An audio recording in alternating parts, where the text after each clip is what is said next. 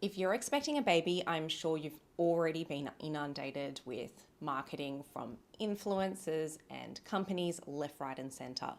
And the reality is, most of the time, these products are completely unnecessary.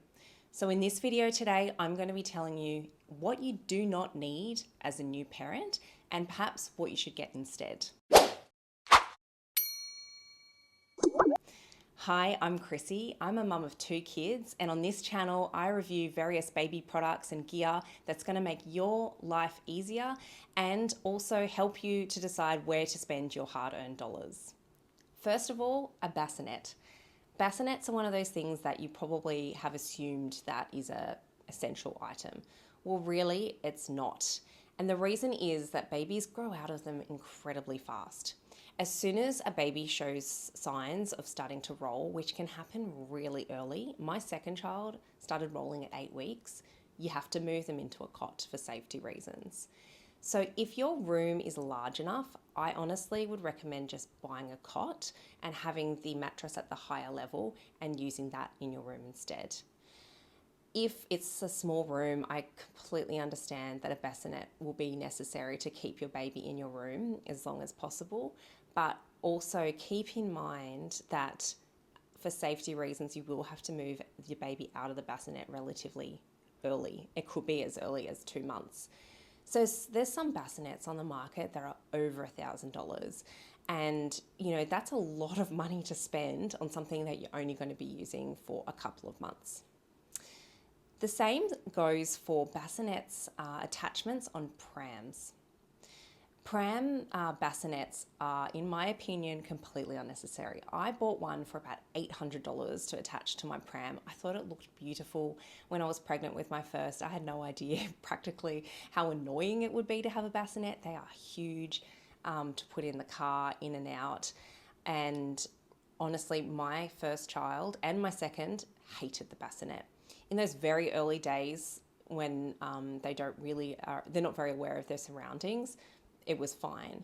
But very quickly, within a few weeks, my babies, both of them, absolutely hated it because they couldn't see what was going on around them. They hated lying flat on their back and they wanted to be propped up. What I would recommend instead is investing in a car capsule. The capsule can just be taken from the car and clicked onto your pram and is obviously safe for newborns.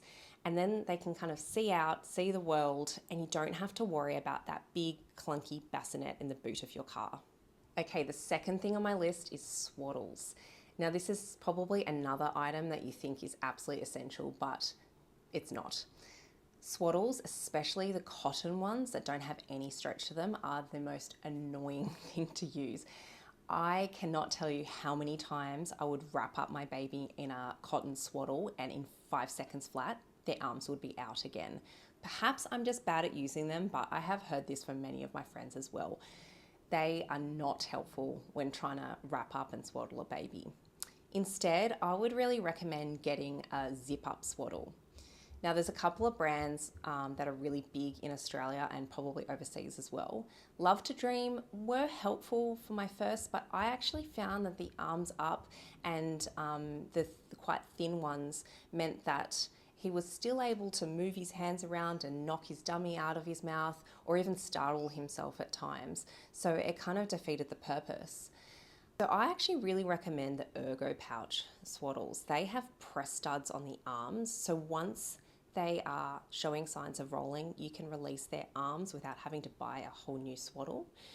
And they are really tight, so they don't have the arms up. You can kind of cross their arms around their body and zip them up, and I found it to be a much better swaddle than the Love to Dream, in my opinion. Please let me know in the comments if you completely disagree with this. I know people love to Dream swaddles as well, but that's just my experience. Next, baby towels.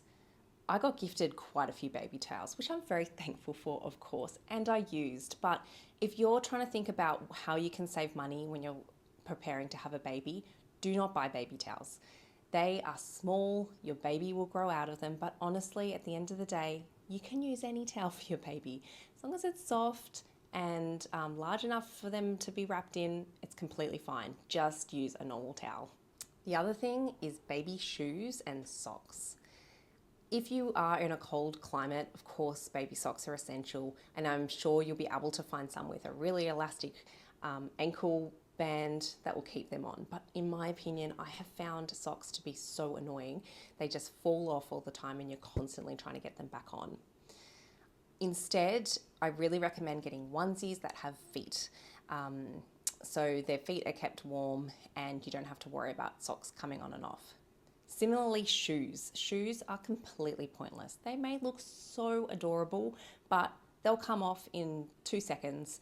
They also just do not need shoes. Until they are walking, shoes are a completely unnecessary buy, so save your money on that one. And lastly, don't buy a fancy high chair. There's plenty of high chairs on the market that have fancy padding and they look incredibly comfortable for your child, but you will spend hours cleaning that thing. Honestly, the food that gets everywhere, it's sometimes a really good sensory experience for your baby to sort of feel and play in mushy yogurt or Weet Bix. Perhaps you're looking at this and going, oh, yuck, I would never do that with my child. And that's completely fine. But honestly, even if you try and keep it as neat as possible, you will undoubtedly get food in every nook and cranny of a fancy high chair. If I were you, save your money and buy a cheap IKEA or Kmart high chair. It's plastic. It can be wiped down really easily, or alternatively, the Trip Trap high chair as well is really good. Obviously much more expensive, but that one is easily cleaned.